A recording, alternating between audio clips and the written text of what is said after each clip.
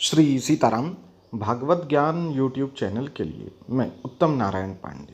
हम में से अधिकांश व्यक्ति कभी न कभी शिव मंदिर अवश्य जाते हैं और कई सारे तो ऐसे हैं कि नियमित जाते हैं।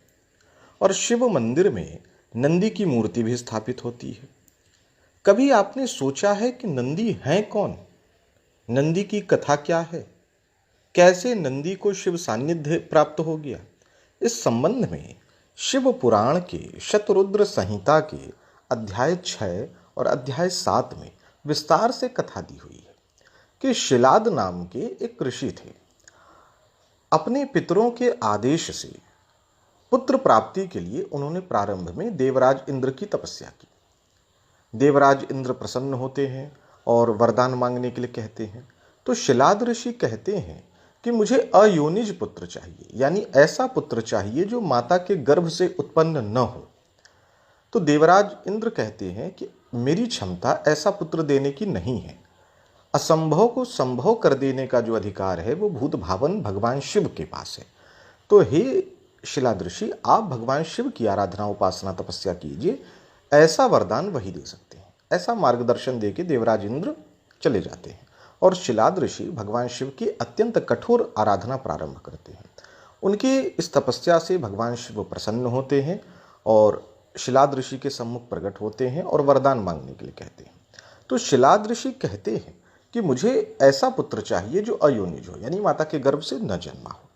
भगवान शिव कहते हैं मैं स्वयं ही आपके पुत्र रूप में अवतरित होऊंगा, क्योंकि शिलाद ऋषि की जो इच्छा है वह अयोनिज पुत्र की है और शिव समान पुत्र की है। ये बिल्कुल वैसे ही कुछ कुछ कथानक हैं जैसे मनु शतरूपा कहते हैं भगवान से कि मुझे आपके जैसा पुत्र चाहिए।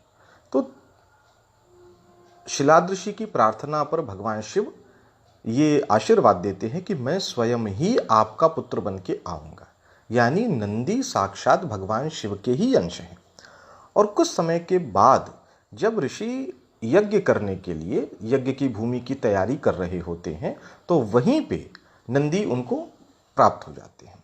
और नंदी जब थोड़े से बड़े होते हैं तो पिता के आदेश से भगवान शिव की अत्यंत कठोर आराधना पुनः करते हैं। लेकिन ध्यान दें, शिव अंश ही शिव आराधन कर रहा है।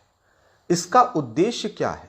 लोगों को दिखाना है कि इस प्रकृति में निःशुल्क कुछ नहीं है, अत्यंत कठोर प्रयास करने पर ही कुछ प्राप्त होना है।